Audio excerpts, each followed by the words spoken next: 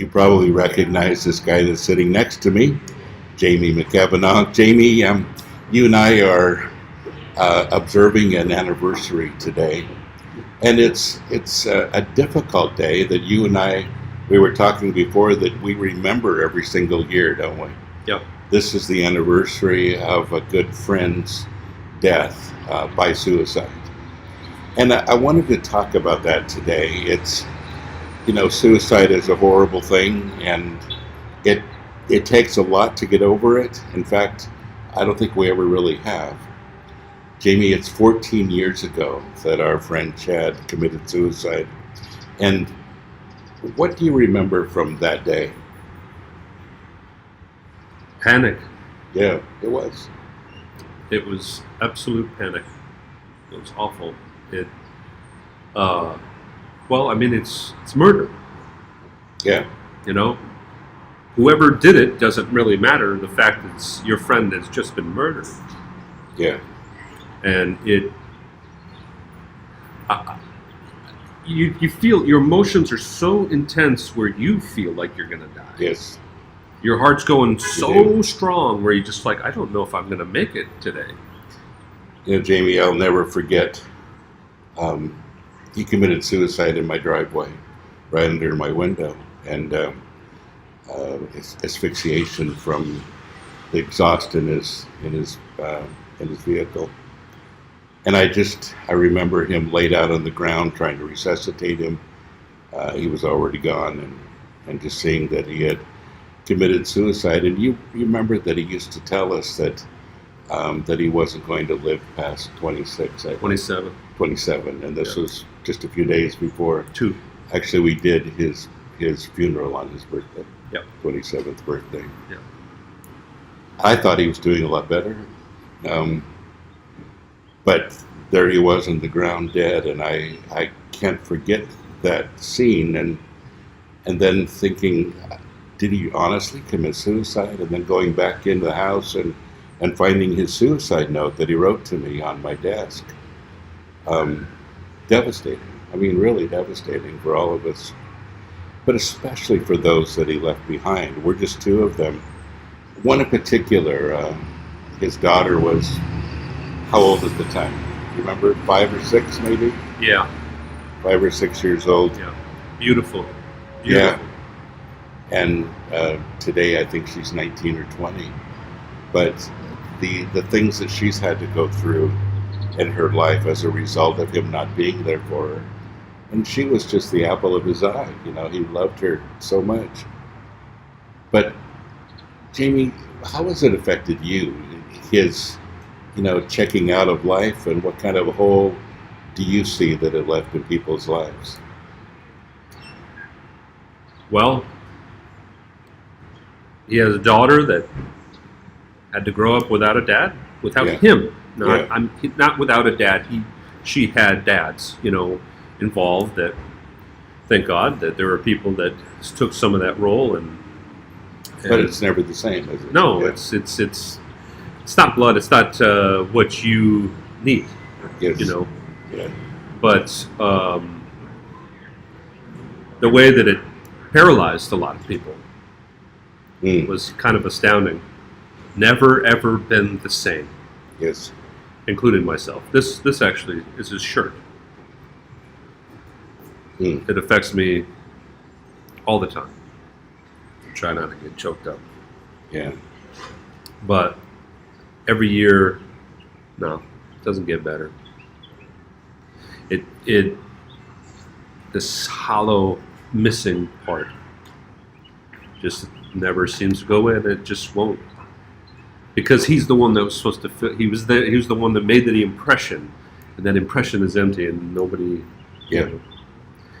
I love him. I miss him, but what it's done to so many people is not. This is the part that's always missing. I don't know. I did the video a couple years ago, kind of saying the same thing. Before you do such an act, think of the people that love you. Absolutely. Because it's a lifetime after that of pain. And I think we feel pain, and so we feel like if we could just check out of this pain, and if we didn't have to, go through it, then we're going to be a whole lot better. We just don't realize how many people are affected by that decision. And Jamie, I've said a million times, if you feel like committing suicide, go ahead, but don't kill yourself.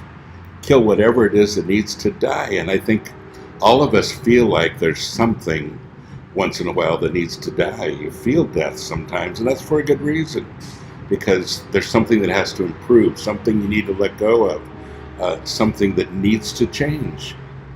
Yes, because the truth of the matter is, the ones that love you prove this over the years. I think that if Chad were to see you and I, and the effect that he would, it made such a huge impact on people's lives of him. All these years later? Yeah, where that's a lot of love. Yeah. That's a huge amount of love that he didn't anticipate that. Yeah. So that's why he took himself out. But had he known the capacity of what he was going to do and how it was going to affect everybody else, he would see people really love me. Yeah. They really do. So he didn't get to see his daughter grow up. He won't get to see her married. He won't walk her down the aisle. Jamie, you have 5 children now. He didn't meet one of them. No.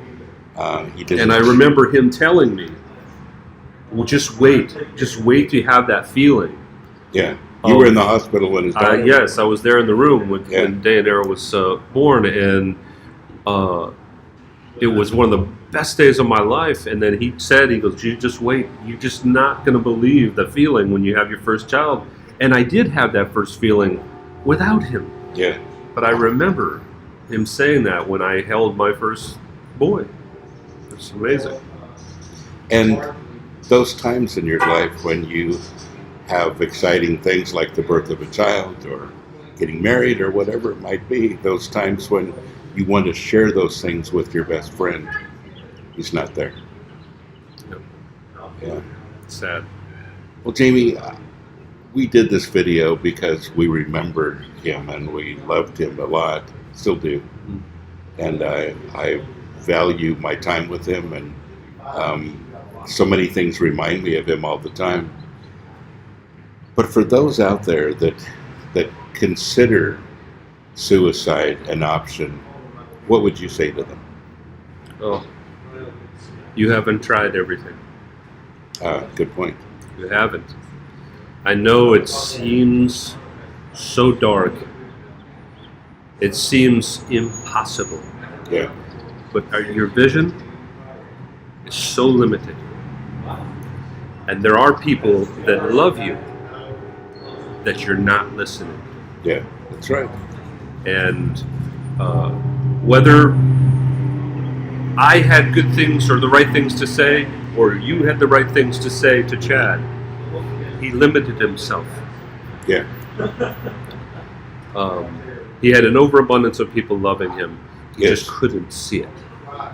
And couldn't reach out and be vulnerable enough to accept the help. Yeah. Don't be embarrassed. Yeah, don't be embarrassed. And that's a big one, Jamie. Yeah. All of us go through difficult times. You and I both have as Yeah. well. And you and I have seen each other go through those kind of difficult times.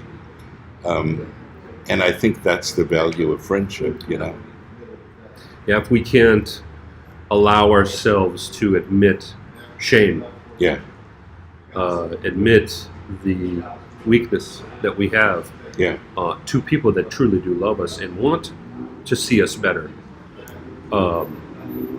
we have to give them a try. Yes. We have to, Absolutely. because if you're going to end your life, it is such a huge decision. Why not make an even bigger decision to be vulnerable? Yeah, absolutely. Or make a bigger decision to stay in the game. And at this point, if your decision and what you're making to die, it's an unwise decision. Right. Which means you're not in a good place. Right. So don't make decisions like that. Talk to someone that actually is all right, and they can actually help you through it. They're going to love you through it, And if you don't have help, please try and reach out to us. Yeah, absolutely. You know, we're going to fail at many things, but we take this very, very serious. Very seriously.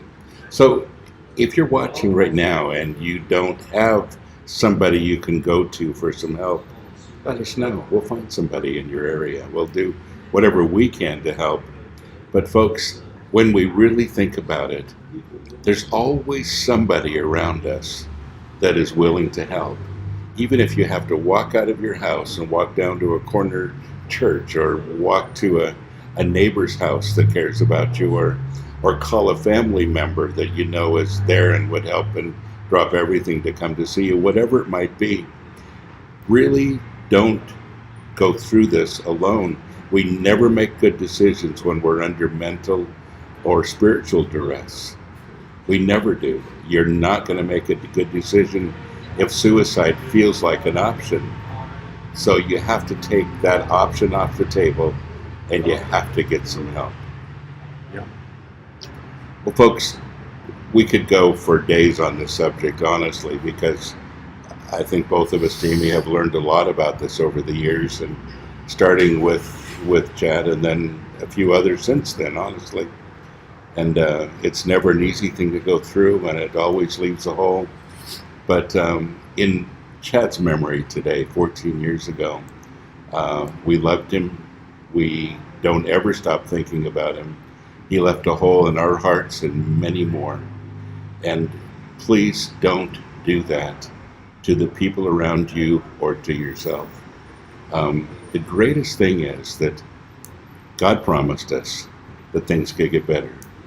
He promised us that we have new life in Him. He promised us that He would take us to darkness, from darkness to life, and that He would give us the wherewithal and the means to be successful emotionally, spiritually, and in every way. So hold on, take God at His word, and don't give up. God bless you. Have a great day.